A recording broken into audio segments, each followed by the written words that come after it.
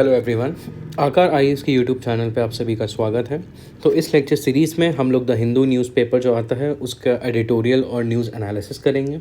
हम देखेंगे कि अलग अलग जो कॉम्पिटिटिव एग्ज़ाम्स होते हैं, जैसे यूपीएससी होता है, जैसे स्टेट पीसीएस होता है, ठीक है, स्टेट पीएससी होता है, या और कोई एग्ज़ाम्स होते हैं एसएससी जहाँ पे आपका जीके पूछी जाती है, उनसे रिलेटेड हम न्यूज़पेपर से, करंट अफेयर्स से क्या क्या इंपॉर्टेंट चीज़ें हैं जो एक्सट्रैक्ट कर सकते हैं। एंड इसमें भी हम क्या क्या चीज़ें प्री के पर्सपेक्टिव में पढ़ सकते हैं और क्या क्या चीज़ें मेंस के पर्सपेक्टिव में एनालाइज कर सकते हैं। हम ये सारी चीज़ें इस लेक्चर में देखेंगे। मेरा नाम है मृणाल कुमार। आज डेट है 28 अक्टूबर, सैटरडे। तो चलिए देखते हैं कि क्या क्या टॉपिक्स को हम सबसे पहले स्टडी करेंगे। तो सबसे पहले द हिंदू में एक आर्टिकल आया है रिपोर्ट ऑन क्राइम बिल्स के ऊपर, जो अभी 3 अमेंडमेंट लाए गए हैं इंडिया के क्रिमिनल लॉस में। उसके बाद एक आर्टिकल आया है इंडिगो के डार्क पैटर्न्स के बारे में, जो इंडिगो एयरलाइन है। तो हम देखेंगे कि डार्क पैटर्न्स क्या होते हैं, ठीक है, क्या क्या तरीके होते हैं डार्क पैटर्न्स के, ठीक है। उसके बाद एक देखेंगे आर्टिकल जहाँ पे प्रधानमंत्री जी ये बताते हैं कि 5G कनेक्टिविटी की एक्सेसिबिलिटी हमारी कंट्री में कितनी बढ़ गई है। उसके बाद एक और हम आर्टिकल के बारे में बात करेंगे कि ceasefire violation by Pakistan के बारे में, कि अभी कैसे जम्मू में वो हुए हैं, शेलिंग हुई है, फायरिंग हुई है, उसके बारे में हम लोग देखेंगे। आज एक एडिटोरियल आया है सबसे पहले इंडो चाइना रिलेशन के बारे में, जो कि एक चाइनीज़ सिटीज़न ने लिखा है। उसके बाद अभी रिसेंटली हम देखा है कि कतर में कुछ इंडियंस का ट्रायल हुआ है और उनको डेथ सेंटेंस अवॉर्ड किया है। उसके बारे में एक एडिटोरियल आया है। और एक और आर्टिकल आया है आपका वुमेन और इकोनॉमी के बारे में। तो आइए हम देखते हैं कि क्या क्या आज के इम्पोर्टेंट आर्टिकल्स आए हैं न्यूज़पेपर में। सबसे पहली बात तो panel holds back its report on crime bills, ठीक है। तो अभी जो पार्लियामेंट्री स्टैंडिंग कमेटी थी ऑन होम अफेयर्स, ठीक है, उसने पोस्टपोन कर दिया है adoption of the draft report on 3 bills, ठीक है। क्यों करा है? Pressure from the opposition parties कि उन्हें और समय चाहिए उसको एग्जामिन करने के लिए, ठीक है। तो क्या क्या बिल्स हैं? सबसे पहले तो भारतीय न्याय संहिता 2023 जो कि आईपीसी का अमेंडमेंट है। उसके बाद भारतीय नागरिक सुरक्षा संहिता जो कि सीआरपीसी का अमेंडमेंट है, ठीक है। एंड इस आर्टिकल में आपकी एक और बात की है कि एक पॉइंट ऑफ कंटेंशन क्या है कि the Hindu nomenclature of the bills, Hindi nomenclature of the bills, की पहले ये बिल्स जो हैं इंग्लिश में इनका सारा वर्डिंग था, अब इसका कहीं ना कहीं थोड़ा बहुत हिंदी में भी है और इसको एक्सेप्ट नहीं किया गया है। तो इसमें काफ़ी सारे कंट्रोवर्सी है, कंटेंशन है। क्यों है? क्योंकि आर्टिकल 348 के बारे में, आर्टिकल 348 एक बार देख लेते हैं क्या होता है। आर्टिकल 348 कहता है all proceedings in the supreme court, जितनी भी सुप्रीम कोर्ट और हाई कोर्ट में प्रोसीडिंग्स होंगी वो सारी की सारी इंग्लिश में होंगी। लैंग्वेज जो है, ये आर्टिकल जो है बेसिकली आपका लैंग्वेज के ऊपर है। ये कहता है सुप्रीम कोर्ट और हाई कोर्ट में जितनी भी प्रोसीडिंग होगी वो सारी की सारी इंग्लिश में होगी, until and unless parliamentary law कुछ और कहता है। तो इसी पर्सपेक्टिव में ये एक इशू था कि जो भारतीय न्याय संहिता है और बाकी जो बिल्स हैं उनकी वर्डिंग्स हिंदी में दी थी। तो कहीं ना कहीं इसको क्रिटिसाइज़ किया जा रहा था कि कहीं ना कहीं ये आर्टिकल 348 को वायलेट करता है, क्योंकि अगर हिंदी में होगा तो फिर इंग्लिश में प्रोसीडिंग्स करने में मुश्किल होगी। लेकिन पैनल ने इस चीज़ को क्लियर कर रखा है कि ये वाला जो इसका जो टेक्स्ट है ये सारा का सारा इंग्लिश में है और ये इसको वायलेट नहीं करता है। तो ये सारी चीज़ें हैं। तो एक बार हम ब्रीफ में देख लेते हैं कि इसकी सबसे पहले रेलेवेंस क्या है। रेलेवेंस देखिए, सबसे पहली बात तो प्री में है। प्री में जो रीसेंट अमेंडमेंट्स होते हैं उनके अराउंड क्वेश्चंस आते हैं। एंड वैसे तो प्रीलिम्स में क्वेश्चन सिर्फ मेनली कॉन्स्टिट्यूशन के ऊपर आते हैं, बट रिसेंटली देखा गया है कॉन्स्टिट्यूशन के बाहर भी कुछ स्टैट्यूटरी लॉज से भी अब क्वेश्चंस आने लगे हैं। तो इसलिए एक बार इसका बस एक ब्रीफ ओवरव्यू ही पढ़ना ज़रूरी है। प्री के लिए इसको बहुत डिटेल में पढ़ना ज़रूरी नहीं है। एंड मेंस में भी ये आपका पर्टिकुलरली GS2 के लिए इम्पॉर्टेंट है। एंड इसमें बेसिकली आपका क्रिमिनल जस्टिस सिस्टम में जो रिफॉर्म्स कि हेडिंग में जब आप पढ़ते हैं तो कहीं ना कहीं ये वाला आर्टिकल जो है, ये वाला आर्टिकल वहाँ पे रेलेवेंट होता है। तो आप इसको इस पर्सपेक्टिव में इस पूरे आर्टिकल को पढ़िएगा।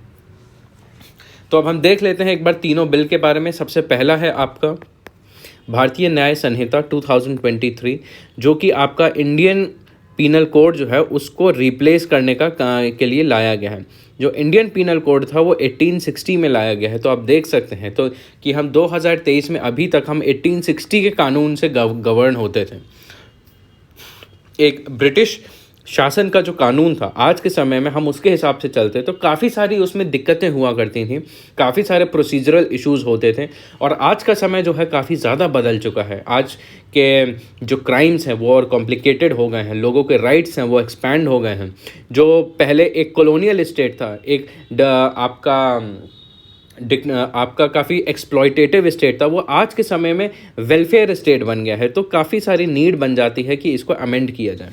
तो इसमें कई सारे प्रोविजंस को रिपील किया गया है, काफ़ी सारे एग्जिस्टिंग प्रोविजंस को चेंज किया गया है, और इसमें कई सारे नए सेक्शंस लाए गए हैं। जैसे ऑर्गेनाइज्ड क्राइम से रिलेटेड एक सेक्शन लाया गया है, क्योंकि हमारी कंट्री में कि नए नए तरीके के ऑर्गेनाइज्ड क्राइम आ रहे हैं। जैसे आपकी ट्रैफिकिंग हो गया, ठीक है, अलग अलग टाइप की ट्रैफिकिंग हो गया, आपका कम्युनलिज्म आपका हो गया, और अलग अलग टाइप के जैसे नार्को टेररिज्म हो गया। तो इनसे रिलेटेड कोई भी एक सिंगल कानून नहीं था, ठीक है, तो उसके लिए ये बहुत अच्छा है।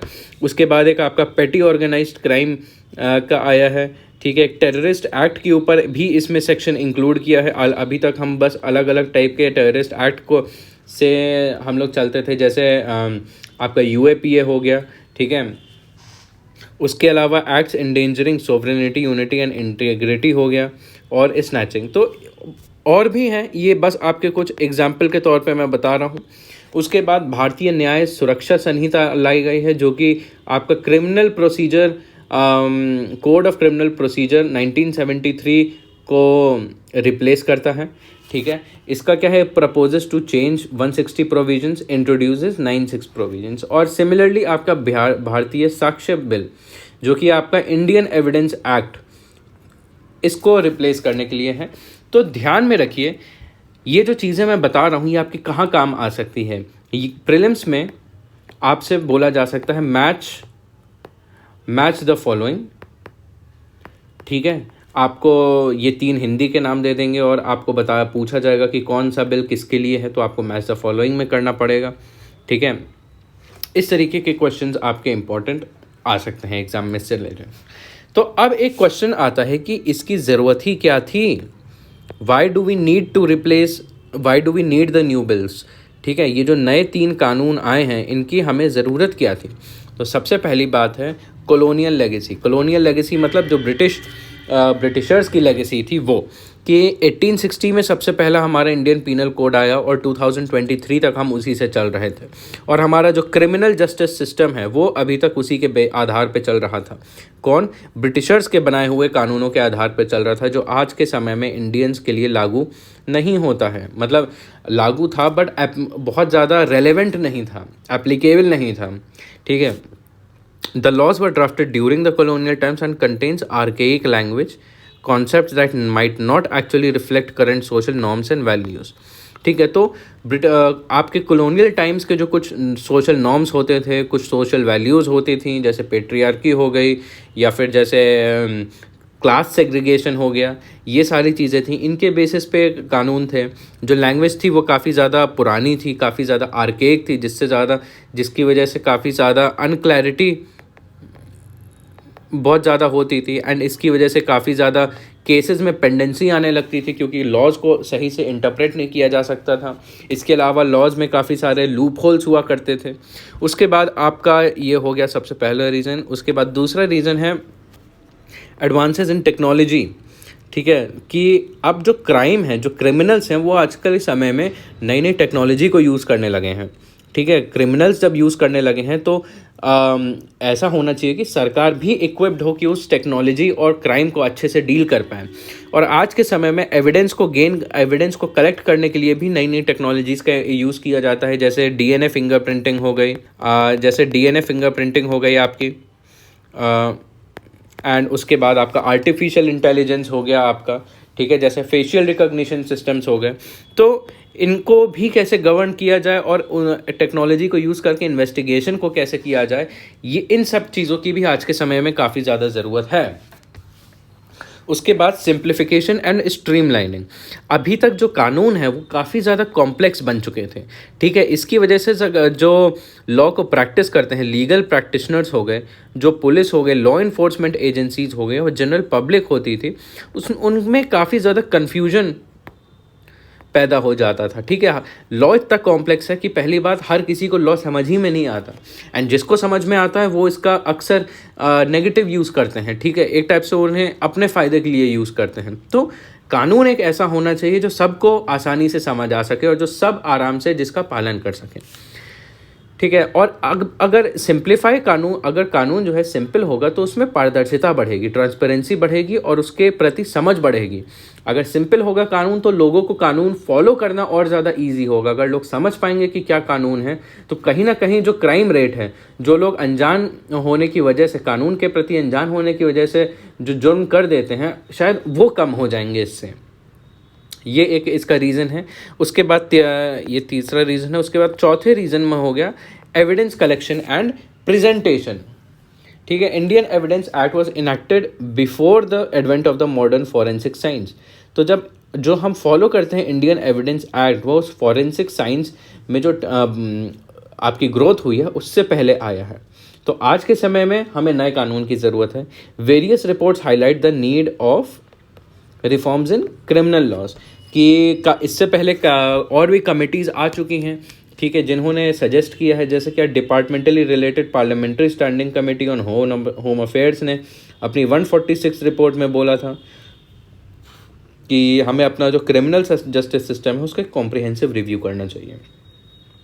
और जो पार्लियामेंट्री स्टैंडिंग कमेटी है अपने 111 और 128 रिपोर्ट में भी हाईलाइट किया जा चुका है। तो कहने का मतलब है कि ये चीज़ जो है पहले से पार्लियामेंट्री कमिटीज़ रिकमेंड कर रही हैं, कि बहुत पहले से हुआ जा रहा है।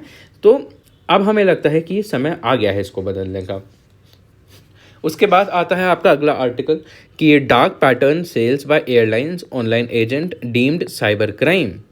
तो देखिए, इसमें एक कीवर्ड की बात करी है यहाँ पे, कि क्या डार्क पैटर्न की बात करी है और साइबर क्राइम की बात करी है। तो सबसे पहले मैं आपको इस आर्टिकल का रेलेवेंस समझा दूं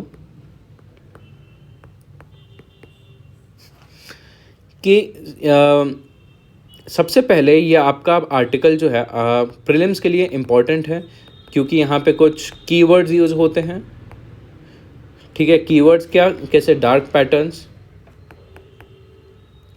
एंड इसके बाद भी मैं अभी अगली स्लाइड में भी डिस्कस करूंगा कि और काफ़ी सारे कीवर्ड्स के बारे में, कि डार्क पैटर्न्स कितने तरीके के होते हैं, आपको उनको देखना है और वो आपके प्रीलिम्स के लिए इम्पॉर्टेंट है, ठीक है। अब दूसरा है मेंस के पॉइंट ऑफ व्यू से आप इस आर्टिकल को कैसे देख सकते हैं, कि सबसे पहले तो ये वाला आर्टिकल आपका इम्पॉर्टेंट होता है GS 3 में आपका इंटरनल सिक्योरिटी में। क्यों? क्योंकि यहाँ पे साइबर क्राइम की बात होती है, ठीक है। साइबर क्राइम हो गया। और आपका GS 3 में ही इकोनॉमी में भी ई-कॉमर्स। तो आपको इन दोनों टॉपिक्स के अंडर इस वाले आर्टिकल को इंटरप्रेट करना है, इन्हीं दोनों सिलेबस के अंडर इसको पढ़ना है। तो ये वाला न्यूज़ आर्टिकल बेसिकली ये कहता है कि जो एयरलाइन है, ये इंडिगो एयरलाइन है, ये कुछ गलत तरीके इस्तेमाल कर रही है अभी तक, या कुछ समय इस पर देखा गया है कि इसका जो ऑनलाइन रिजर्वेशन वाला सिस्टम है उसमें कुछ गलत तरीके इस्तेमाल किए जा रहे हैं, जिससे कस्टमर्स को ट्रिक किया जा सके, थोड़ा धोखा दिया जा सके कि वो हमारी वेबसाइट पे आके और ज़्यादा खर्चा करें, ठीक है। ये लोग क्या करते थे कि अपनी जब भी सीट बुक कराते हैं, जब भी रिजर्वेशन कराते हैं, तो सीट बुक कराने के लिए ये लोग अलग से पैसा लिया करते थे, ठीक है, जबकि वो कंपलसरी नहीं होता है। या फिर इन अलग अलग तरीके की चीज़ एक टाइप से तरीके अपनाते थे, जैसे फॉल्स अर्जेंसी हो गया। देखिए ब्लू कलर में मैंने आपको कीवर्ड्स मार्क कर रखे हैं, तो वो एक बार ध्यान से देखिएगा। जैसे फॉल्स अर्जेंसी का यूज़ करते थे कि कस्टमर को ऐसा इंप्रेशन देते थे कि उन्हें पैसे एक्स्ट्रा पे करने पड़ेंगे अगर उनको अपनी परचेज पूरी करनी पड़ेगी। ठीक है, ऐसा दिखाया करते थे कि जो फ्री सीट्स होती थी, रिजर्वेशन करने पे आपको कोई भी सीट मिल सकती है, लेकिन वो दिखाते थे रिजर्वेशन आपने कर लिया, अब आपको सीट अलग से बुक करनी पड़ेगी। तो ये एक गलत चीज़ है, ये फॉलो करते थे। ठीक है, एंड कस्टमर्स को पहले से पारदर्शी तरीके से इन्फॉर्म नहीं किया जाता था कि क्या रूल्स हैं, क्या रेगुलेशंस हैं। ठीक है, उनको ऐसा नहीं बताया जाता था कि अगर आप फ्री सीट को नहीं बुक करते हैं तो भी आपको फ्री सीट अलॉट होती है। ये वाली जो एयरलाइन है ये ऐसा नहीं करा करती थी। ठीक है, एंड उसके बाद एक और तरीका अपनाती थी, जैसे इंटरफेस इंटरफेरेंस हो गया।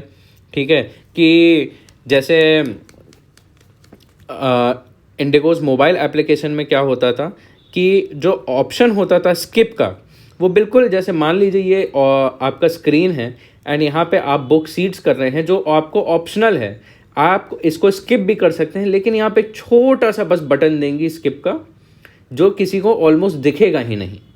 ठीक है, तो इससे क्या होगा, लोगों को लगेगा कि हम स्किप नहीं कर सकते, हमें यहाँ पे सीट्स खरीदनी ही पड़ेंगी, तो वो लोग यहाँ पे पैसा खर्च करेंगे, जबकि वो पैसे का खर्च करना ज़रूरी नहीं होगा। तो ये एक टाइप से कस्टमर को धोखा देना हुआ।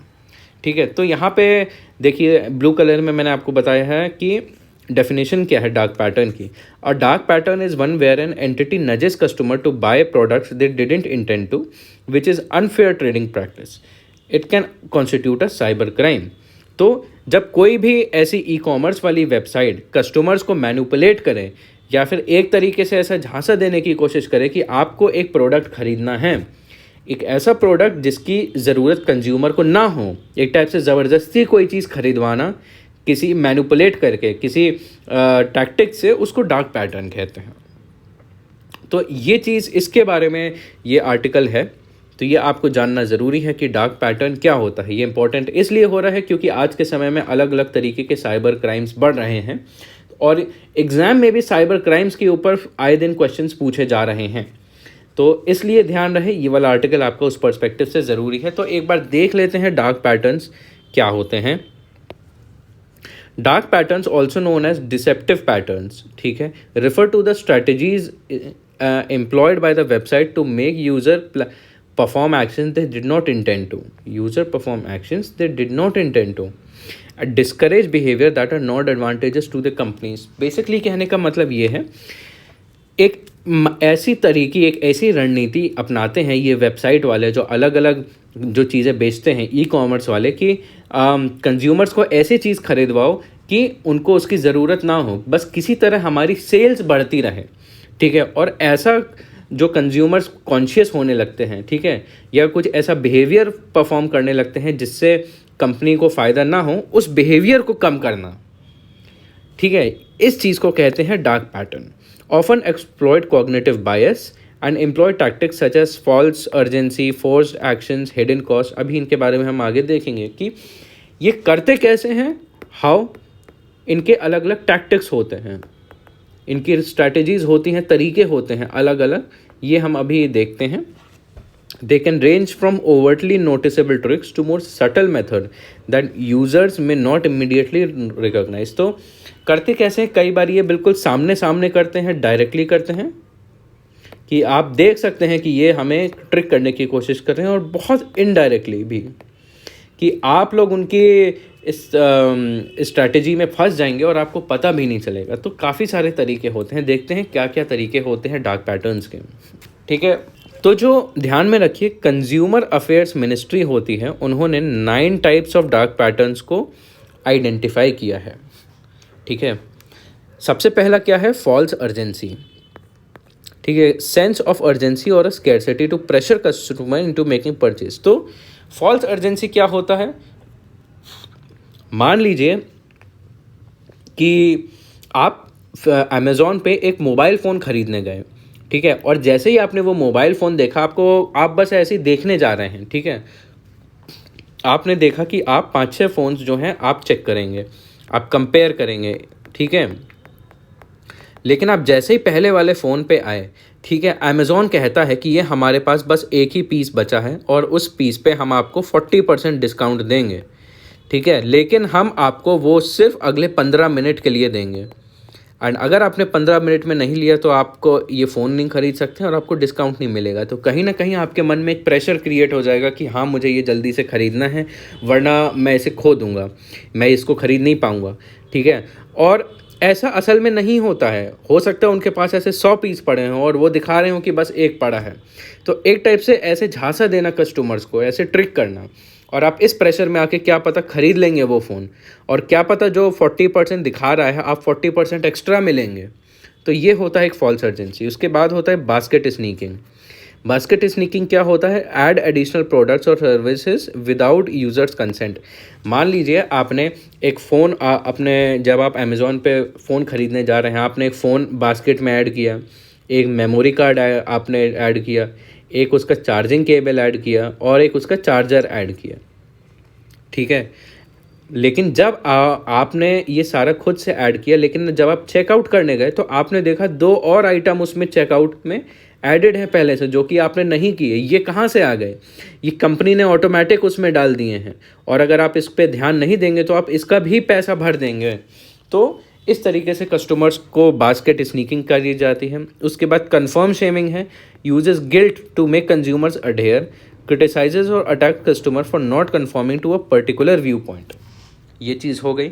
उसके बाद फोर्स्ड एक्शन है। Pushes consumer into taking action they may not want to take, signing up for a services in order to access content. For instance, मान लीजिए आपको यूट्यूब पे किसी का वीडियो देखना है, ठीक है, और वीडियो देखने के लिए आपको उस पर आईडी बनानी पड़ेगी। आईडी बनाने के लिए आपको अपना नाम देना पड़ेगा, बर्थडे देना पड़ेगा, ठीक है, आपको अपना ईमेल आईडी उस पर शेयर करना पड़ेगा, आपको मोबाइल फ़ोन शेयर करना पड़ेगा। उसके बाद ही आप जाके कोई कंटेंट या कोई वीडियो देख पाएंगे। और कई बार ऐसा होता है कि आपको उसके लिए पे भी करना पड़ेगा, जबकि उस ऐसे कंटेंट है नहीं कि आप उसके लिए पे करें। तो ये फोर्स्ड एक्शन हो गया कि कस्टमर को मजबूर करना कि आप हमारे रूल्स को फॉलो करिए वरना हम आपको नहीं करने देंगे, कोई सर्विस को एक्सेस नहीं करने देंगे। उसके बाद है नैगिंग हो गया। Persistent criticism, complaints and request for action, ठीक है। उसके बाद सब्सक्रिप्शन ट्रैप्स हो गया।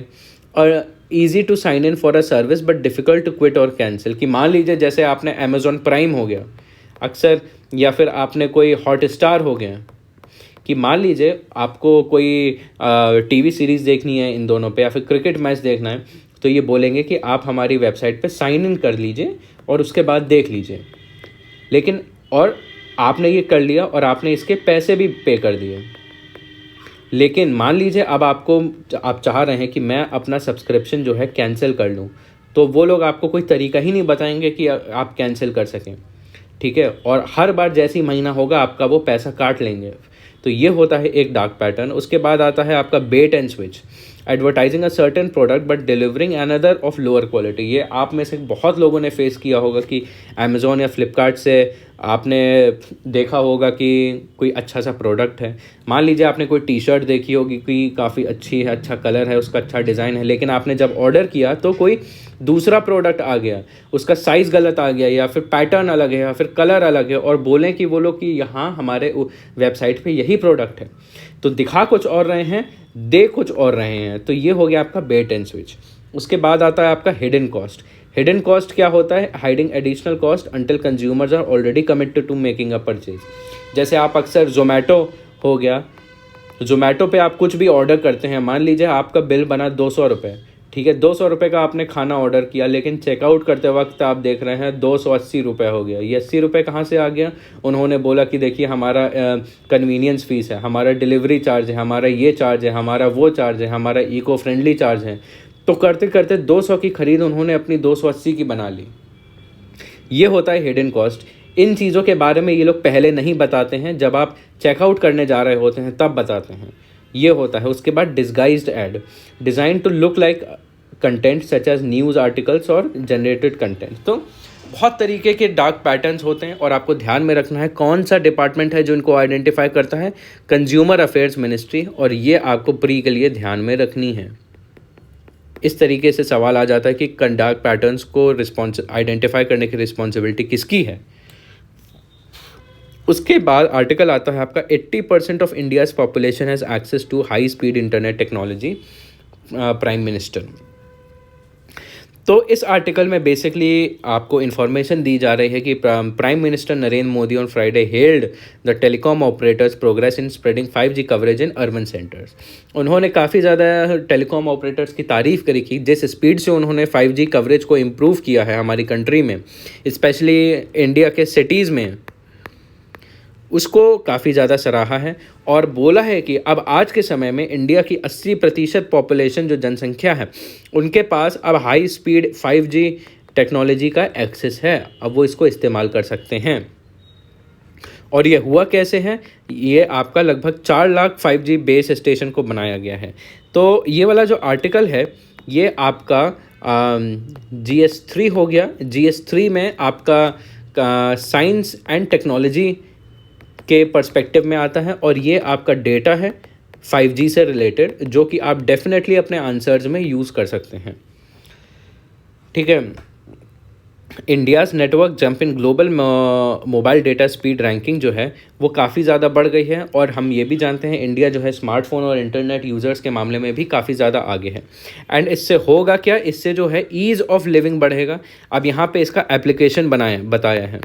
एप्लीकेशन भी बहुत ज़्यादा इंपॉर्टेंट है, तो इसको आप ध्यान से देखिए क्या क्या एप्लीकेशन है। सबसे पहले तो क्या ईज़ ऑफ लिविंग इससे इम्प्रूव होता है। उसके बाद एजुकेशन में इसका 5G टेक्नोलॉजी का एजुकेशन में काफ़ी ज़्यादा फ़ायदा होता है कि जैसे ऑनलाइन एजुकेशन हम कोविड के टाइम पे करते थे, अगर 5G होती तो और अच्छी हो पाती। उसके बाद हेल्थ के सेक्टर में इम्पॉर्टेंट है कि जो टेलीमेडिसिन का फील्ड है उसको और अच्छे से एक्सेस किया जा सकता है। ठीक है, कई बार जो है लोग अस्पताल नहीं जा सकते हैं, लेकिन तुरंत फ़ोन करके या फिर इंटरनेट को यूज़ करके डॉक्टर से कंसल्ट कर सकते हैं 5G से।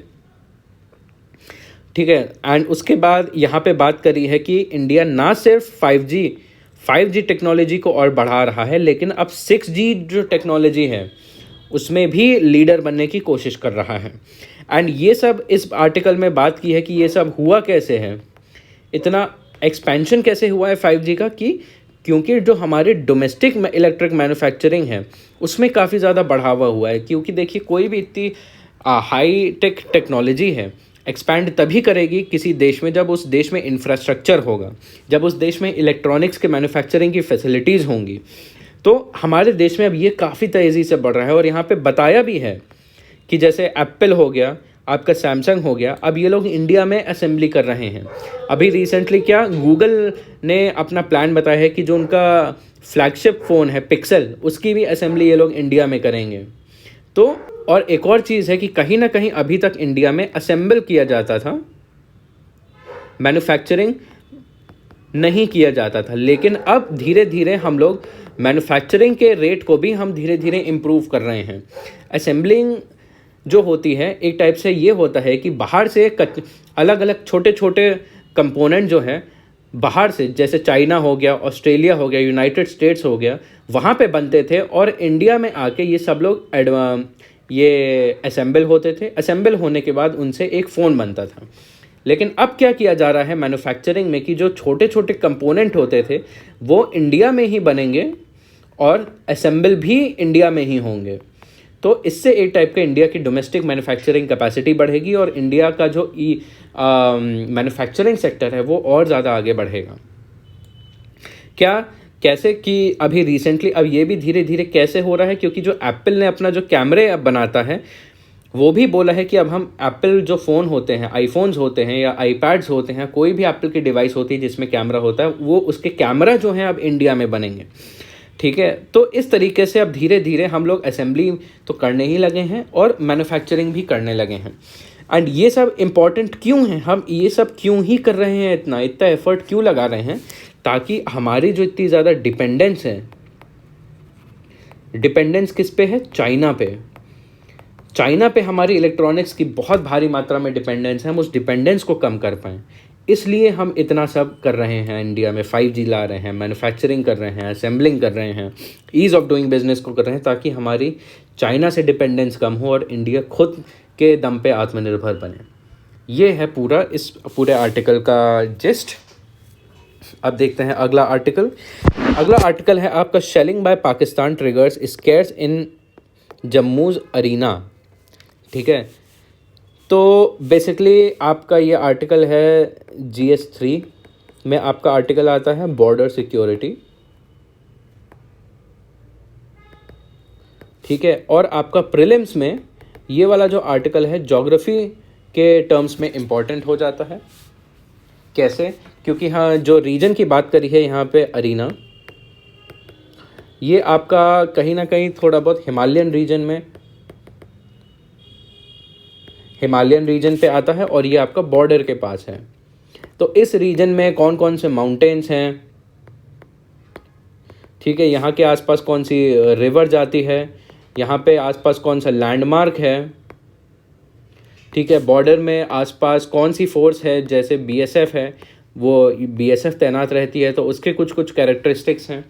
तो इस पर्सपेक्टिव से आपको ये वाला आर्टिकल जानना है। तो बेसिकली कहने का मतलब ये है इस पूरे आर्टिकल में कि अभी रिसेंटली पाकिस्तान ने काफ़ी सारी शेलिंग करी है और सीज़ फायर को वायलेशन किया है। इस एरिया में काफ़ी फायरिंग करी है और लोगों की प्रॉपर्टीज़ और लैंड को डैमेज पहुंचाया है पाकिस्तान ने, और ये कई सालों बाद हुआ है एकदम से। एंड यहाँ पे कौन सी सिक्योरिटी फोर्स है, बीएसएफ पोस्टेड है, एंड वो अभी मेजर्स ले रही है इससे डील करने के, ठीक है। और बीएसएफ जो है काफ़ी ज़्यादा हाई अलर्ट पे हो गई है। और ये जो पूरा है इंसिडेंट हुआ है, ये 2021 के सीज़ फायर एग्रीमेंट को उसने वायलेट किया है। तो बेसिकली ये है पूरा आर्टिकल। अब एक बार हम देख लेते हैं जोग्राफिकल पॉइंट ऑफ व्यू से कि जो हम बात कर रहे हैं अरीना जो जगह है वो कहाँ पे आती है। तो ये देखिए, ये है आपका जम्मू और कश्मीर का मैप, ठीक है। यहाँ पे आपका पड़ता है जम्मू डिस्ट्रिक्ट, और अब जम्मू डिस्ट्रिक्ट, यहाँ पे आपका पड़ता है श्रीनगर डिस्ट्रिक्ट, ठीक है। जम्मू यहाँ पे पड़ता है, ये है। और ध्यान में रहे क्योंकि आपका इम्पोर्टेंट एरिया आता है आपका इंडिया में, तो जनरली आपको एक आइडिया होना चाहिए कि कौन सा डिस्ट्रिक्ट कहाँ पे क्या लोकेशन में है, क्योंकि ये आपका मैपिंग के पॉइंट ऑफ व्यू से जम्मू कश्मीर काफ़ी ज़्यादा इम्पॉर्टेंट हो जाता है कि जम्मू कश्मीर में कौन से डिस्ट्रिक्ट्स हैं, ठीक है, यहाँ पे कौन से रिवर्स हैं, यहाँ पे कौन से पीक्स हैं, ठीक है, यहाँ पे कौन से माउंटेन्स हैं, यहाँ पे कौन से नेशनल पार्क हैं, तो और यहाँ के बॉर्डरिंग एरियाज़ कौन से हैं। इस पॉइंट ऑफ व्यू से ये वाला मैपिंग का इम्पोर्टेंट है। और आपका जो जगह है अरीना, ये देखिए, ये आपका पूरा जम्मू एरिया है, जम्मू डिस्ट्रिक्ट है आपका ये। यहाँ से चेनाब नदी जाती है एंड इस साइड कहीं आपका जो वैष्णो देवी है वो कहीं इधर इस साइड पड़ता है। आपका जम्मू यहाँ पर है, ठीक है। एंड आपका जो अरीना है, जो बॉर्डर है, वो कौन सी जगह है, इस जगह पे सीज़ फायर का वायलेशन किया है और अरीना आपका यहाँ पर है। तो इस पॉइंट ऑफ व्यू से आप इस चीज़ को देखिएगा, ध्यान रहे आप मैपिंग को एक बार इग्नोर ना करें, एक बार डेफिनेटली देख लें। अब इसके बाद आते हैं हम लोग एडिटोरियल एनालिसिस पे, देखते हैं कि क्या क्या एडिटोरियल्स आए हैं आज एंड उनसे रिलेटेड हम क्या क्या पढ़ सकते हैं। सबसे पहली बात आप सबसे पहला एडिटोरियल है China India partnership, its vast global potential. ये आर्टिकल लिखा है आपका मा जिया ने, जो कि आपके चाइनीज़ एम्बेसी की एक ऑफिसर हैं। तो बेसिकली इस आर्टिकल की अगर रेलेवेंस की बात करें तो बहुत ऑब्वियस सा है, ये आपका मेंस के पॉइंट ऑफ व्यू का आर्टिकल है, ठीक है। मेंस में भी आपका GS2 में बाइलेटरल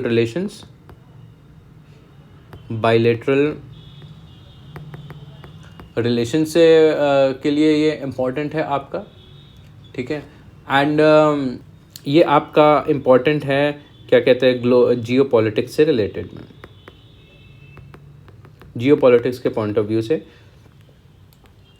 तो यहाँ इस पूरे आर्टिकल में अगर मैं आपको शॉर्ट में बताना चाहूँ, इस आर्टिकल में बात क्या करी गई है, ऑथर ये कह रहे हैं कि अभी दुनिया में काफ़ी सारे कॉन्फ्लिक्ट्स हैं एंड काफ़ी सारे इश्यूज़ हैं।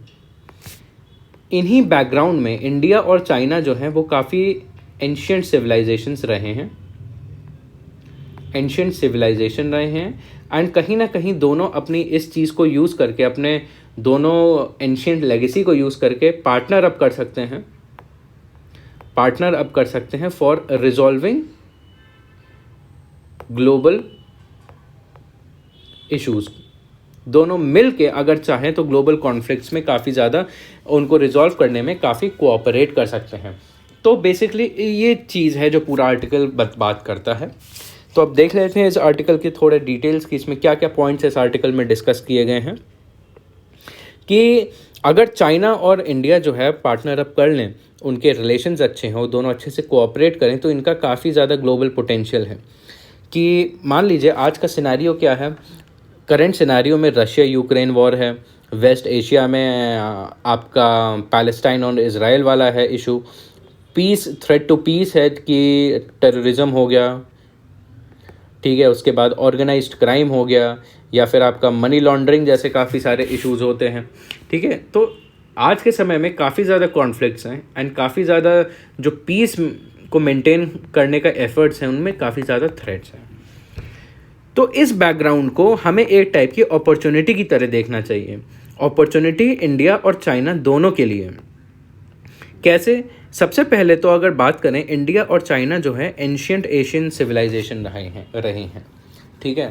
कि कैसे कि जो चाइना है एंशियंट टाइम से ही हमेशा से एक वर्ल्ड ऑफ फेयरनेस और जस्टिस फॉर कॉमन गुड को सपोर्ट करता रहा है, ठीक है। और उसी के पैरेलल इंडिया का हमेशा से एक एंशियंट प्रिंसिपल रहा है वसुधैव कुटुंबकम। तो कहीं ना कहीं दोनों के जो एंशियंट फिलॉसफीज़ हैं वो काफ़ी ज़्यादा कोहेरेंट हैं, वो काफ़ी ज़्यादा सिमिलर हैं। तो जब हमारा एंशियंट इतना सिमिलर है तो डेफिनेटली हम लोगों को कोऑपरेट करना चाहिए। उसके बाद बात की है कि फर्दर हमारे पार्टनरशिप के बारे में, अपॉर्चुनिटी के बारे में बात की है क्या कि 1950s में इंडिया ने पंचशील की पॉलिसी को बढ़ावा दिया था। क्या? 5 प्रिंसिपल्स ऑफ पीसफुल कोएग्जिस्टेंस। और आज के समय में जो इंडिया पाकिस्तान का रिलेशन के जो प्रिंसिपल्स थे, आज के समय में ये एक टाइप से नॉर्म बन गया है पूरे ग्लोबल इंटरनेशनल रिलेशन के लिए। आजकल जो कंट्रीज़ होती हैं कहीं ना कहीं इस पंचशील को इनडायरेक्टली फॉलो करती हैं अपने फॉरेन पॉलिसी में, ठीक है। उसके बाद तीसरा पॉइंट यहाँ पे डिस्कस किया है, दोनों जो कंट्रीज़ हैं अपनी क्रूशियल स्टेज पे हैं। दोनों ही बहुत फास्ट इमर्जिंग कंट्रीज़ हैं, दोनों ही बहुत हाईली पॉपुलस कंट्रीज़ हैं। दोनों का जो पावर है वो काफ़ी तेज़ी से इंक्रीज़ हो रहा है, दोनों का डेवलपमेंट जो है और जियोपॉलिटिकल इम्पोर्टेंस है वो काफ़ी ज़्यादा बढ़ रही है। तो जब दोनों कंट्रीज़ इतनी सिमिलर हैं तो इन दोनों को there is a need for them to guide the world forward, ठीक है। दोनों ही कोऑपरेट कर सकते हैं अपने पावर और इन्फ्लुएंस यूज़ करके, ताकि हम दुनिया को आगे और ले जा सकें। और उसी के बाद यहाँ पे बात की है कि चाइना ने अभी रिसेंटली रिलीज़ किया है a global community of shared future, China's proposal and action. इसी फिलॉसफी को ध्यान में रखते हुए जो अभी हमने पहले बात करी, उसी को से रिलेटेड चाइना ने अपना एक डॉक्यूमेंट लॉन्च किया है जिसका नाम ये है। एंड इसने इस डॉक्यूमेंट में बताया है कि हमें दूसरी कंट्रीज के साथ और कोऑपरेशन करना चाहिए और सिनर्जी बनाए रखनी चाहिए और शेयरिंग करनी चाहिए और कॉन्फिडेंस होना चाहिए एक दूसरे में, ठीक है। तो आगे का अगला टॉपिक इस आर्टिकल में बात किया है कि आगे का विजन क्या होना चाहिए, आगे के बारे में क्या सोच होनी चाहिए। तो सबसे 3 पॉइंट्स यहाँ पे बात किए हैं। सबसे पहले कोऑपरेशन होना चाहिए। कोऑपरेशन आपका ग्लोबल इकोनॉमी में आजकल काफ़ी सारे इश्यूज आ रहे हैं, जैसे ट्रेड बैरियर्स हो गए, प्रोटेक्शनिज्म हो गया, कोविड हो गया, आपका फ्यूल शॉर्टेजेस हो गया या फ्यूल इन्फ्लेशन हो गया, ठीक है, क्रिप्टो करेंसी हो गया, काफ़ी सारे इश्यूज आ रहे हैं ग्लोबल इकोनॉमी में, ठीक है, करेंसी वॉर हो गया। तो उनमें कोऑपरेशन की ज़रूरत है ताकि वो इश्यूज कम हो सकें और इकोनॉमिक ग्रोथ जो है बढ़ सके। उसके बाद दोनों कंट्रीज़ को एक विज़न रखना चाहिए कि जो डेवलपिंग कंट्रीज़ हैं, कि जैसे ग्लोबल साउथ हो गया, उन कंट्रीज़ को आप हेल्प करनी चाहिए, उनको भी आगे बढ़ने में और अपॉर्चुनिटीज़ देनी चाहिए। ये हो गया पहला पॉइंट। उसके बाद हो गया working together for piece, security, achieving sustainable development goals. ये बहुत सिंपल और ऑब्वियस सा पॉइंट है। उसके बाद बिल्डिंग ग्लोबल कम्युनिटी, ठीक है, बिल्डिंग ग्लोबल कम्युनिटी किस पे? On common grounds for developing and developed countries. और इससे क्या होगा? सबका एक साथ डेवलपमेंट होगा। एंड उसके बाद बात करी है और क्या आगे हो सकता है, मल्टीलेटरलिज्म को और आगे बढ़ावा दिया जा सकता है, एक स्टेबल मल्टीलेटरलिज्म हो। ये कैसे कि यूनाइटेड नेशंस को रिफॉर्म किया जाए और यूनाइटेड नेशन का जो चार्टर है उस पर अडेयर किया जाए, उसको और अच्छे से फॉलो किया जाए, उसके जो नियम हैं, नियम कानून हैं, उन्हीं के आधार पे चला जाए। ये हो गया।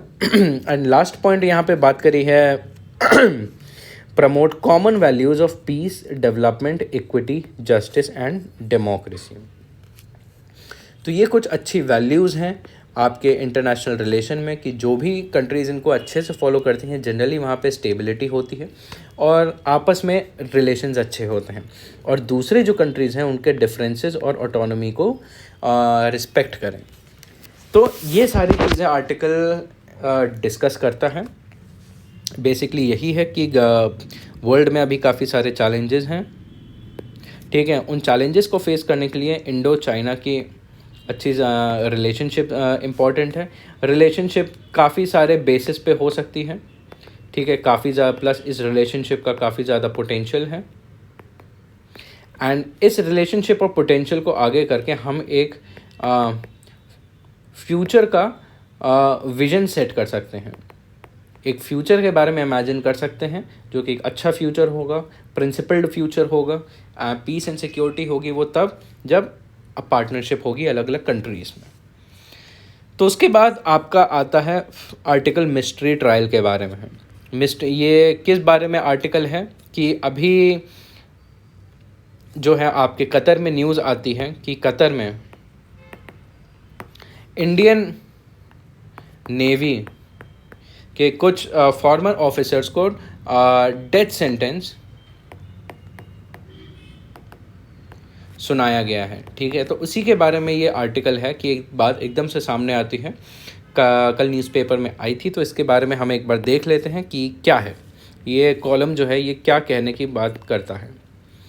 सबसे पहले तो ये बताता है कि डेथ सेंटेंस मिला कतर जो है, इस कंट्री में 8 इंडियंस को डेथ सेंटेंस मिला है और उन पे क्या आरोप लगाया गया है, उन पे जासूसी का आरोप लगाया गया है, ठीक है।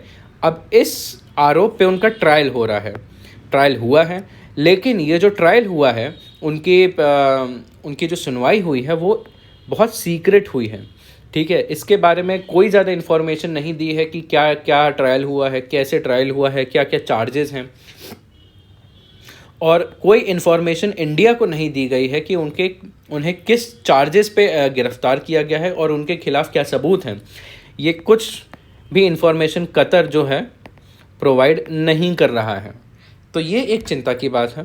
तो इसका बैकग्राउंड ये है कि 2022 अगस्त में ये अरेस्ट हुए थे, ठीक है। और इंडिया ने कतर से काफ़ी ज़्यादा रिक्वेस्ट की है कि आप हमें कुछ इन्फॉर्मेशन बताइए कि क्या चार्जेस हैं, क्या एविडेंस है, ट्रायल कैसे चल रहा है, बट कतर ने कुछ भी देने से मना कर दिया है, कोई भी रीज़न या डिटेल देने से मना कर दिया है। और ऐसा बताया जा रहा है कि इन्फॉर्मेशन ऐसी लीक हुई है कि जो इंडियन नेवी के वो जो ऑफिसर्स हैं जो अरेस्ट किए गए हैं वो जासूसी कर रहे थे, क्या कि जो कतर की कोई स्टेल्थ सबमरीन है, ठीक है, सबमरीन के बारे में किसी तीसरी कंट्री को उन्होंने जाके इन्फॉर्मेशन लीक करी है। तो इस बेसिस पे कतर ने उन्हें हो सकता है अरेस्ट किया हो, हालांकि ये एक लीक्ड इन्फॉर्मेशन है जो कि ये न्यूज़पेपर आर्टिकल डिस्कस करता है। तो अब कहीं ना कहीं ये एक इंडिया और कतर रिलेशंस के ऊपर काफ़ी बड़ा चैलेंज है कि मान लीजिए कि सिचुएशन ये है कि 2 कंट्रीज़ हैं जिनके रिलेशन अच्छे खासे हैं, जिनके बीच में अच्छे आर्थिक संबंध हैं, अलग स्ट्रेटेजिक संबंध हैं, बेसिकली अच्छे रिलेशंस हैं, लेकिन सडनली ऐसा होता है कि दूसरे कंट्री के कुछ नागरिक एक कंट्री में, उस कंट्री में अरेस्ट होते हैं और आरोप उन पे जासूसी का लगता है। तो यहाँ पे काफ़ी ज़्यादा जो है ट्रस्ट वाली बात हो जाती है, ट्रस्ट वाली बात यहाँ पे आ जाती है कि रिलेशंस इससे अफेक्ट हो जाते हैं। तो ये इस बारे में बात करी है। उसके बाद कि इससे पहले भी ये वाला इंसिडेंट हो चुका है पाकिस्तान के साथ, ऐसा इंसिडेंट हो चुका है, बट फ़र्क ये है पाकिस्तान के मुकाबले कतर के साथ हमारे रिलेशंस बेहतर हैं। कतर के साथ हमारे जो स्ट्रैटेजिक और डिफेंस कोऑपरेशन है वो अच्छी है।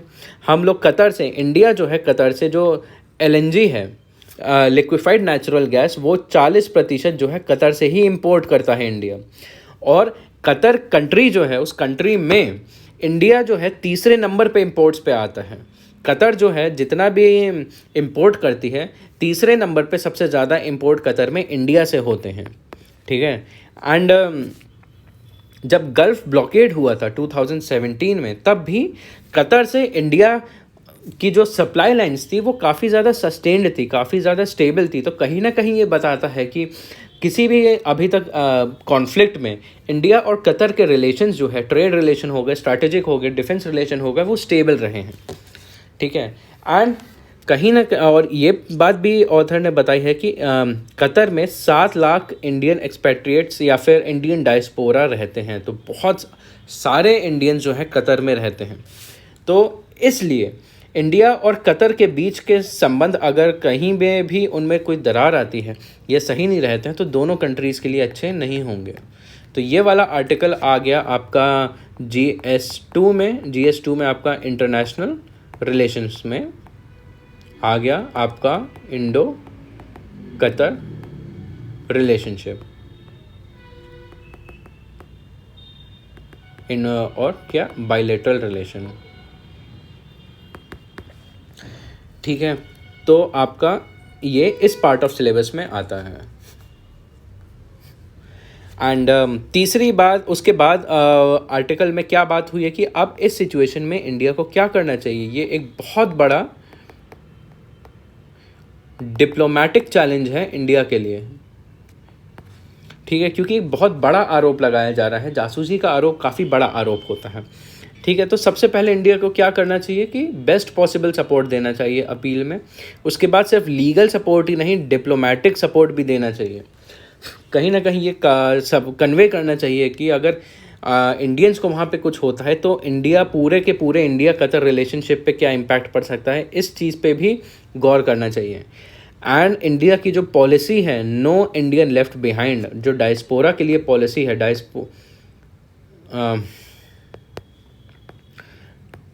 डायस्पोरा की सपोर्ट जो पॉलिसी है, को सपोर्ट करने के लिए जो पॉलिसी है नो इंडियन लेफ्ट बिहाइंड, ये उसका एक अच्छा टेस्ट होगा।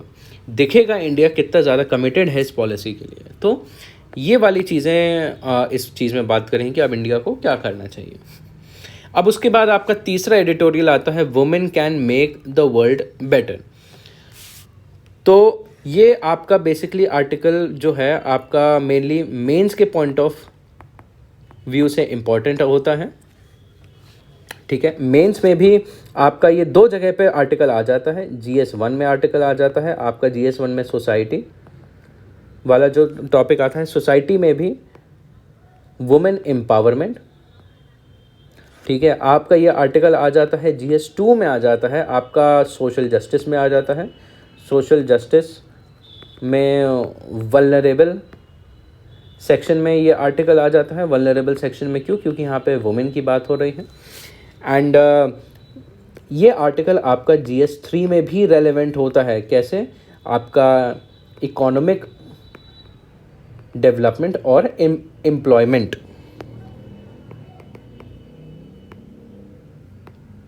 एम्प्लॉयमेंट वाले एस्पेक्ट्स में भी ये वाला आपका आ जाता है, एम्प्लॉयमेंट एंड ह्यूमन रिसोर्स। तो इन सब चीज़ों के पॉइंट ऑफ व्यू से आपको इस आर्टिकल को पढ़ना है। अब ये चीज़ हमेशा देखिए कि इस आर्टिकल को अलग अलग चीज़ों से कनेक्ट करने की, कोई भी आर्टिकल आता है आप उसको कनेक्ट करिए और सोचिए, सिलेबस से जोड़ के सोचिए कि इस चीज़ का एप्लीकेशन कहाँ कहाँ पे आ सकता है, और अब फिर पढ़िए, आपको बेटर एप्लीकेशन आप कर पाएंगे आप इन एडिटोरियल्स के टॉपिक्स का। तो इस आर्टिकल में क्या बात हुई है, तो बेसिकली मैं आपको अगर एक जिस्ट बताना चाहूँ तो जो वुमेन का कंट्रीब्यूशन होता है, वुमेन का कंट्रीब्यूशन होता है आपका जीडीपी ग्रोथ में,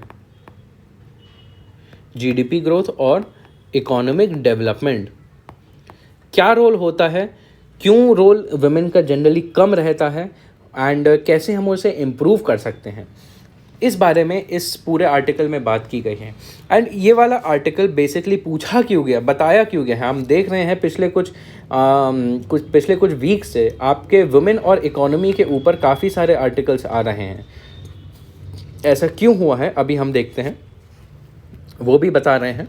तो इस चीज़ को आप ज़रूर ध्यान में रखिएगा, क्योंकि अभी जो रिसेंटली मेंस हुआ है यूपीएससी सीएसई का, उसमें ऑलमोस्ट हर पेपर में GS 1, 2, 3 और 4 जो है, हर किसी में आपके वुमेन एम्पावरमेंट से रिलेटेड हर किसी में क्वेश्चंस तो ज़रूर आए हैं।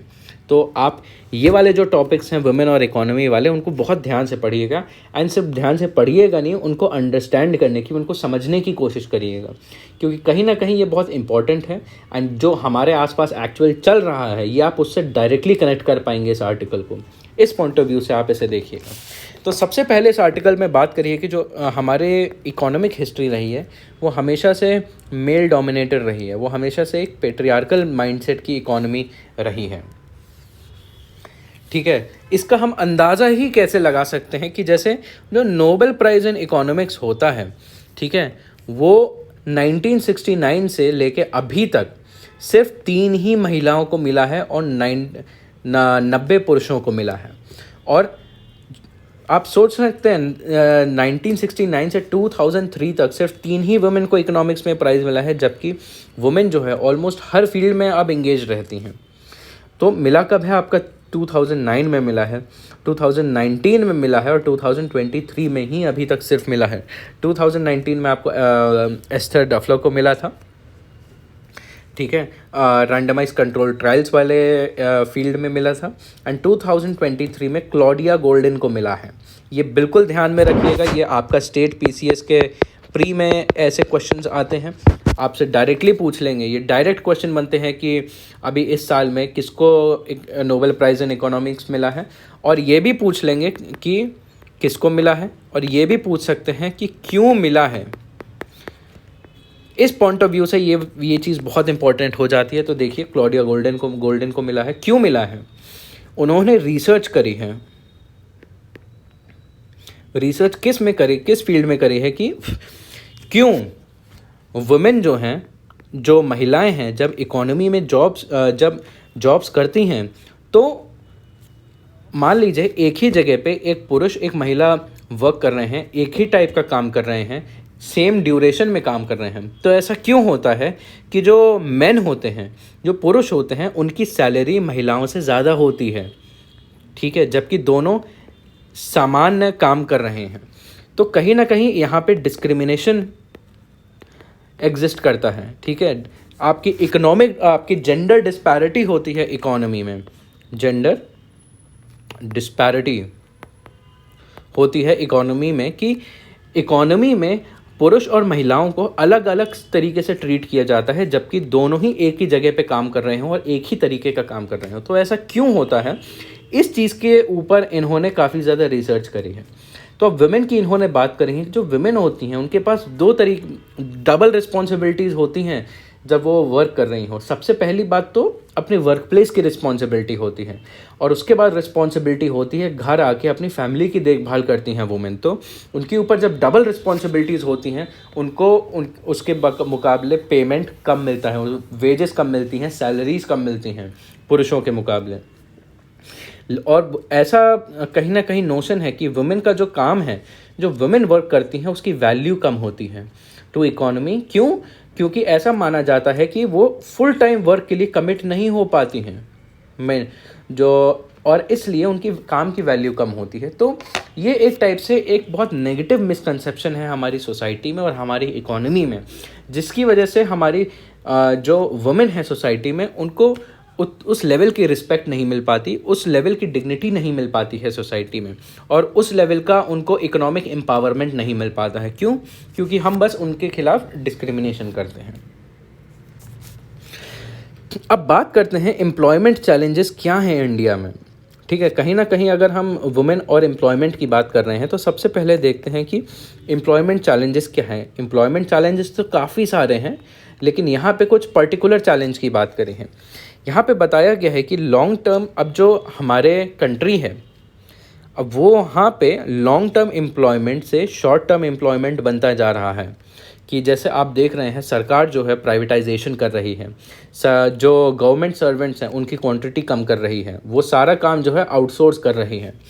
तो जो अभी तक एम्प्लॉयमेंट होता था, जो नौकरी होती थी, कोई भी अगर जॉब करता था वो लॉन्ग टर्म के लिए उस जॉब में रहता था, ठीक है। लेकिन अब लॉन्ग टर्म वाली जॉब जो है वो शॉर्ट टर्म में बदलती जा रही है, प्राइवेटाइज होती जा रही है। कैसे कि अब जो लॉन्ग टर्म जॉब्स हैं, जैसे आपकी गवर्नमेंट सर्विसेज हैं, सरकारी नौकरियां हैं, उनको अब उनको पाना और भी ज़्यादा टफ होता जा रहा है। हम देख ही रहे हैं कि 10-10 सीटों के लिए, 100 सीटों के लिए कितने लाख लोग अलग अलग जगहों पे अप्लाई कर रहे हैं। एंड वहीं पे इसलिए मुश्किल होता जा रहा है। और जो शॉर्ट टर्म एम्प्लॉयमेंट है, कैसा, जैसे गिग इकोनॉमी है, जैसे आपके डिलीवरी सर्विसेज वाले जो लोग होते हैं, या फिर आपका इनफॉर्मल सेक्टर होता है, या फिर आपका शॉर्ट टर्म कॉन्ट्रैक्चुअल एम्प्लॉयज़ होते हैं, वो आपके शॉर्ट टर्म एम्प्लॉयमेंट में आते हैं। और कहीं ना कहीं ये हमारे कंट्री में बढ़ता जा रहा है। ये चिंता की बात इसलिए है क्योंकि आज के समय में इंडिया में दुनिया का सबसे ज़्यादा यूथ एग्जिस्ट करता है। हमारी कंट्री में 65% जो पॉपुलेशन है वो आपकी 15 से 59 ईयर्स की एज की पॉपुलेशन है, जो कि वर्किंग पॉपुलेशन होती है। तो ये देख लीजिए कि जिस कंट्री में इतने सारे काम करने वाले लोग हैं, वो किस चीज़ के भरोसे बैठे हैं, वो एक शॉर्ट टर्म एम्प्लॉयमेंट के भरोसे बैठे हैं, जो कि सिक्योर नहीं होता है, जैसे कोविड के टाइम पे हम देख ही चुके हैं। तो कहीं ना कहीं जो कंट्री का यूथ है उसे कहीं ना कहीं लो अपॉर्चुनिटी मिल रही है एम्प्लॉयमेंट की, और सोशल सिक्योरिटी के नाम पे बहुत पुअर कंडीशन है। ये चीज़ ये आर्टिकल डिस्कस करता है। और ये चीज़ किस बैकग्राउंड में है? इंडिया अभी एक फास्टेस्ट ग्रोइंग इकोनॉमी है, तो कहीं ना कहीं एक आयरनी एग्जिस्ट करती है। आयरनी क्या? फास्टेस्ट ग्रोइंग इकोनॉमी, लेकिन शॉर्ट टर्म एम्प्लॉयमेंट और लार्जेस्ट नंबर ऑफ यूथ। तो ये 3 आयरॉनिक पॉइंट्स हो गए। इस बारे में बात करी है। उसके बाद बात करी है, दूसरा पॉइंट डिस्कस किया है एम्प्लॉयमेंट का, ह्यूमन डेवलपमेंट इंडेक्स की बात करी है, जिसमें इंडिया की रैंकिंग काफ़ी लो है। आउट ऑफ 191 कंट्रीज़ जो हैं, 132 कंट्री, इंडिया की रैंकिंग 132 आती है।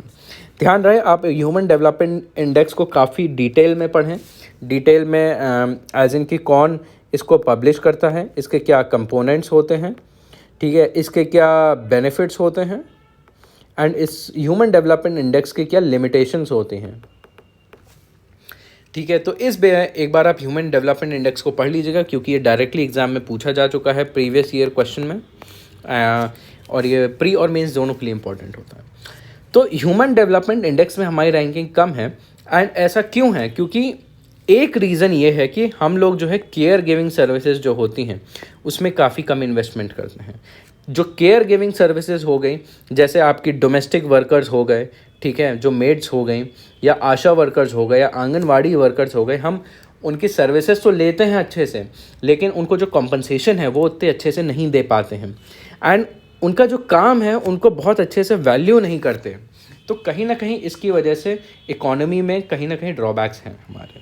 इसीलिए अगर हम इसको अच्छा करेंगे तो हो सकता है मोस्ट प्रोबेबली हमारी थोड़ी बहुत ह्यूमन डेवलपमेंट इंडेक्स में रैंकिंग बढ़े। तो हमें केयर गिविंग सर्विसेज को इग्नोर नहीं करना चाहिए। अब दूसरी चीज़ इसी से रिलेटेड बताई गई है G20 में बोला जा रहा है कि हमें अब GDP के आगे बढ़ना चाहिए, ठीक है। इकोनॉमिक डेवलपमेंट से हमें अब ह्यूमन डेवलपमेंट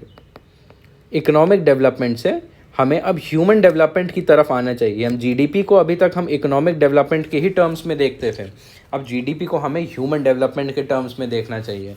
एंड GDP जो है, जब हम इकोनॉमिक डेवलपमेंट के टर्म्स में देखते हैं तब हम केयर वर्क को उतना तवज्जो नहीं देते हैं, उतनी इंपॉर्टेंस नहीं देते हैं और जितना देना चाहिए। लेकिन अगर हम ह्यूमन डेवलपमेंट अप्रोच को फॉलो करें तो हमें केयर वर्क जो होता है उसको और इम्पोर्टेंस देनी पड़ेगी। एंड कहीं ना कहीं जो केयर इकोनॉमी है उसे हमें फॉर्मल एम्प्लॉयमेंट में लाना पड़ेगा, क्योंकि अगर हमें $10 ट्रिलियन की इकोनॉमी बननी है तो हमें केयर गिविंग को भी एक्नॉलेज करना पड़ेगा। एंड उसके बाद बात करी है इस आर्टिकल में वुमेन और SDG सस्टेनेबल डेवलपमेंट गोल्स के बारे में। ध्यान रहे आप लोग एक बार SDG गोल्स को भी एक बार पढ़िए। 17 गोल्स हैं, अलग अलग टाइप के गोल्स हैं, क्या क्या 1 से लेकर 17 तक हैं, ये आपको याद रहने चाहिए, क्योंकि ये एग्ज़ाम में डायरेक्टली प्रीवियस ईयर क्वेश्चंस आते हैं आपके प्रीलिम्स में। एंड आपके मेंस में। तो इस पॉइंट ऑफ व्यू से एसडीजी गोल्स इंपॉर्टेंट है। आगे हम कभी और इसके बारे में अच्छे से डिस्कशन करेंगे, बट यहाँ पे वुमेन को जोड़ के बताया जा रहा है कि जो हमारा डेवलपमेंटल एजेंडा है आज के समय में, जो डेवलपमेंटल मॉडल है, वो और ज़्यादा इंक्लूसिव होना चाहिए, ठीक है, और ज़्यादा सस्टेनेबल होना चाहिए कि वो इकोनॉमी, इन्वायरमेंट और सोसाइटी को बैलेंस कर सके। उसके अलावा यहाँ पे बात करी है कि जो हमारा मॉडल है, हमने कमिटमेंट तो दे दिया है एसडीजी गोल्स को फॉलो करने का, बट हम उसको अच्छे से इम्प्लीमेंट नहीं कर रहे हैं। आज के समय में सिर्फ 12% जो टारगेट्स ही हैं एसडीजी के, वो ट्रैक पे हैं। तो कहीं ना कहीं ये दिखाता है कि हमारा एसडीजी का जो मॉडल है, उसकी जो अप्रोच है, उसमें कहीं ना कहीं दिक्कतें हैं। तो हम क्या कर सकते हैं अपनी अप्रोच में चेंज करने के लिए, क्या क्या हमें चेंजेस लाने पड़ेंगे अप्रोच में, उसके बारे में इस ऑथर ने कुछ सजेशन दिए हैं कि हम एसडीजीज़ को फुलफ़िल कर सकें। एक तो बॉटम अप अप्रोच हो गया, उसके बाद डिसेंट्रलाइज्ड अप्रोच हो गई प्लानिंग की, जैसे local solution for local problems. उसके बाद अलग अलग जो सेक्टर्स हैं उनका कन्वर्जेंस और कोऑपरेशन हो गया। उसके बाद कम्युनिटी डेवलपमेंट और पार्टिसिपेशन की हमें ज़रूरत है। उसके बाद बात करी है कि हमें क्यों नीड है जो केयर वर्क है उसको इम्पोर्टेंस देने की बात करी है कि अब इकोनॉमी है, अब उसका एक नया पैराडाइम आ चुका है, जहाँ पे हमें वुमेन को सेंटर में रखना पड़ेगा, वुमेन सेंट्रिक पॉलिसीज़ बनानी पड़ेंगी एंड वुमेन लीडरशिप चाहिए। क्यों ऐसा अक्सर देखा गया है, जहाँ पे वुमेन ओरिएंटेड डेवलपमेंट होता है वहाँ पे सोसाइटी में कोऑपरेशन ज़्यादा होता है, इकोनॉमी में कोऑपरेशन ज़्यादा होता है, वहाँ पे इक्विटी होती है और वहाँ पे सस्टेनेबिलिटी होती है। तो जब हमारे पास ऐसे एविडेंसेस हैं ही हैं, तो क्यों ना इसको इम्प्लीमेंट भी किया जाए, क्यों ना वुमेन लेड डेवलपमेंट किया जाए। और ये होगा कैसे कि हम चाहते हैं कि इकोनॉमी में शिफ्ट आए, लेकिन इकोनॉमी में शिफ्ट से पहले हमें एक पावर शिफ्ट की ज़रूरत पड़ेगी। पावर शिफ्ट किससे आता है? हमारा पॉलिटिकल शिफ्ट से। जब वुमेन जो है पॉलिटिकली एम्पावर्ड होंगी, तब जाके कहीं ना कहीं आगे चल के उन्हें इकोनॉमिक एम्पावरमेंट मिलता है, तब जाके जो हमारा इकोनॉमिक मॉडल है वो शिफ्ट हो पाएगा जब वुमेन होंगी और वुमेन के पास पॉलिटिकल राइट्स और ज़्यादा होंगे। तो इससे ये कैसे हो सकता है? जब हम वुमेन को और ज़्यादा फाइनेंशियली एम्पावर कर सकें, वुमेन एजुकेशन को एम्पावर कर सकें, वुमेन के अमंग साइंटिफिक डेवलपमेंट्स को और प्रमोट किया जा सके, पार्टिसिपेशन किया जाए वुमेन का स्टेम में, और उसके बाद वुमेन के पास पॉलिटिकल अथॉरिटी और हो, तब जाके हमारा कहीं ना कहीं इकोनॉमिक शिफ्ट पॉसिबल हो पाएगा आगे चल के। तो आखिरी में बोला है कि हाँ, हमें एक चेंज की ज़रूरत है, हमारे सोसाइटी में और हमारे इकोनॉमिक मॉडल में हमें चेंज चाहिए। किस चीज़ से चेंज चाहिए? हमें इकोनॉमी में जो मेल डोमिनेशन हो रखा है उससे चेंज चाहिए। जो मनी ड्रिवन इंस्टीट्यूशन है, जो हाईली कैपिटलिस्टिक इंस्टीट्यूशन है, उससे हमें चेंज चाहिए कि थोड़ा कैपिटलिज्म से हटकर वेलफेयर और सोशलिस्ट अप्रोच है वो होनी चाहिए, ताकि इसमें वुमेन भी इंक्लूड हो पाए हमारी सोसाइटी, हमारे इकोनॉमिक पार्टिसिपेशन में। और जो सोसाइटल नीड्स हैं, वेलफेयर नीड्स हैं, उनको फुलफ़िल करना चाहिए। एंड जो लोकल कम्युनिटीज़ हैं उनको और ज़्यादा एम्पावर करना चाहिए। तो ये एक टाइप से मान लीजिए आपका वे फॉरवर्ड हो गया। इस तरीके से आपको इस आर्टिकल को इंटरप्रेट करना है। तो इस आर्टिकल में आपकी बात करी है कि क्या क्या इश्यूज़ हैं, ठीक है, और क्या क्या सल्यूशंस हो सकते हैं। बेसिकली ये है पूरा आर्टिकल। तो अभी तक हमने जो भी चीज़ें डिस्कस करी हैं, जितने भी आर्टिकल्स डिस्कस किए हैं, उनसे रिलेटेड मैं कुछ आपको क्वेश्चंस दिखाता हूँ। ये आपके प्रीवियस ईयर क्वेश्चंस हैं जो कि आपके यूपीएससी सिविल सर्विसेज एग्ज़ाम में पूछे जा चुके हैं। तो मैं चाहूँगा मैं क्वेश्चन डिस्प्ले करूँगा, आप इन क्वेश्चंस को पॉज करिए एंड पॉज करने के बाद रीड करिए। रीड करने के बाद आप कमेंट सेक्शन में इनका आंसर करिए, ठीक है। तो ये हो गया आपका सबसे पहला question. Pause, read and comment. ये हो गया आपका सेकंड क्वेश्चन। ये है आपका थर्ड क्वेश्चन, ठीक है। एंड इसके बाद आपका एक मेंस का क्वेश्चन आता है, ठीक है। ये आपका 250 वर्ड्स का क्वेश्चन है फॉर 15 मार्क्स। कोशिश करिए आप इस क्वेश्चन को रीड करिए। ये आपका प्रीवियस ईयर क्वेश्चन है मेंस का। आप इस क्वेश्चन को रीड करिए एंड इसको आप कमेंट में इसको आप आंसर करिए, कमेंट बॉक्स में इसको आंसर करिए। एंड आपका अगर आप आंसर पोस्ट करते हैं तो उस आंसर का आपको एवेल्युएशन भी मिल जाएगा। तो आई होप आपको आज का लेक्चर अच्छा लगा होगा। अगर आपको कोई भी डाउट हो, कोई भी क्वेश्चन हो या कोई भी इशू हो इन सारे आर्टिकल से रिलेटेड, तो आप डेफिनेटली कमेंट बॉक्स में आप पूछ सकते हैं एंड आपको उस चीज़ का जवाब मिल जाएगा जल्द ही। So that was all for today. Thank you so much.